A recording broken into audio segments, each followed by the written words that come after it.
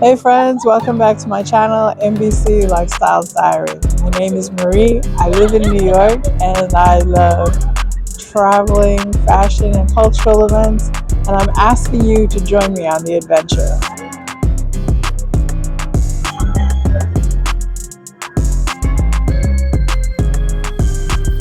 Today we're going out to Coney Island, and part of the joy of going to Coney Island from Queens is the ride.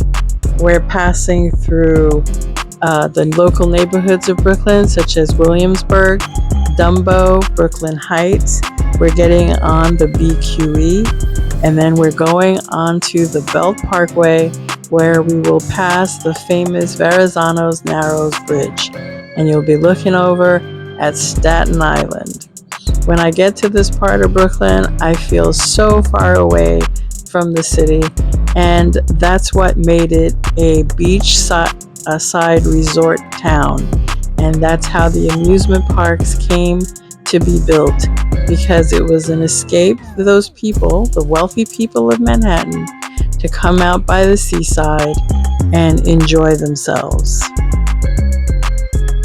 Some fun facts about Coney Island. Coney Island was considered a barrier island from Long Island, and there were 3 islands that were considered the outer barrier islands, and they then became joined to Long Island by landfill, and Coney Island is now considered a peninsula. Another fun fact is that Coney Island was considered so remote and so island-like that Herman Melville in 1849 wrote Moby Dick while residing on the island.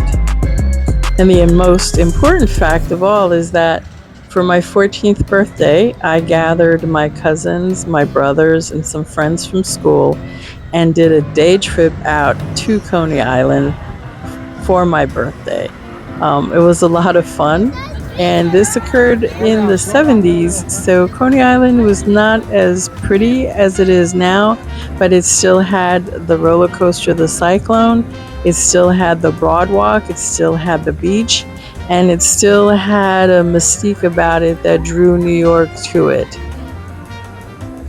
Coney Island became a beachside resort town in the 19th century.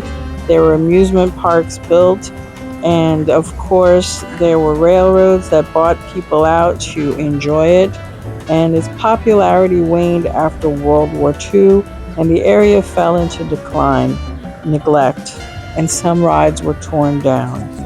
Today we're in Brooklyn, New York at the famous Coney Island, and I'm looking at the Cyclone, which was my favorite ride in my youth.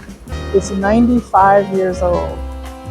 It's a terrifying ride because it's a wooden roller coaster, so you're rattling and going up and down those sharp turns, and it was quite incredible. Here we're also near the New York Aquarium, and of course we're at the famous Coney Island beach. And if you look it up in the history books, New Yorkers have enjoyed this for as long as New York has existed. So we're on the famous Broadwalk, and to me it's very similar to the Broadwalk in New Jersey, or the Seashore Broadwalk, with food, entertainment, and rides.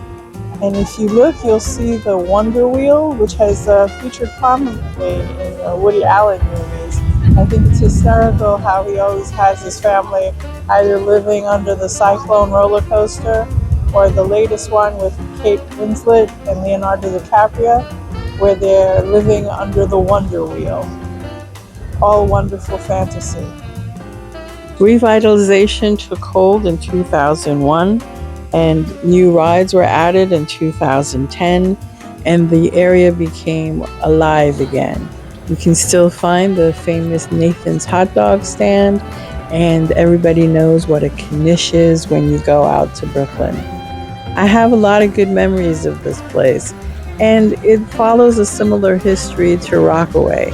It seemed that There were dollars to be spent, and the masses needed entertaining.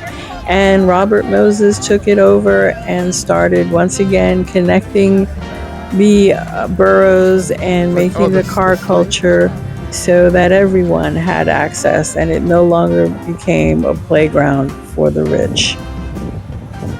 Everything that's old becomes new again as a new generation grabs hold of the nostalgia and also makes it their own. As you can see, it was a beautiful day. We're in October. A gentle breeze is coming off the water, and people are having fun. The thing about Coney Island for me will always be the Cyclone, which opened in 1926. This wooden roller coaster is an iconic fixture at the Coney Island Fun Fair. And this is where I would take all my visitors to and put them on that ride and listen to them scream.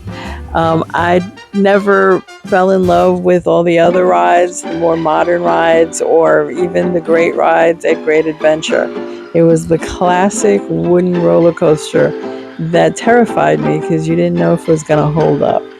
If you enjoyed this, please remember to subscribe, like, and share.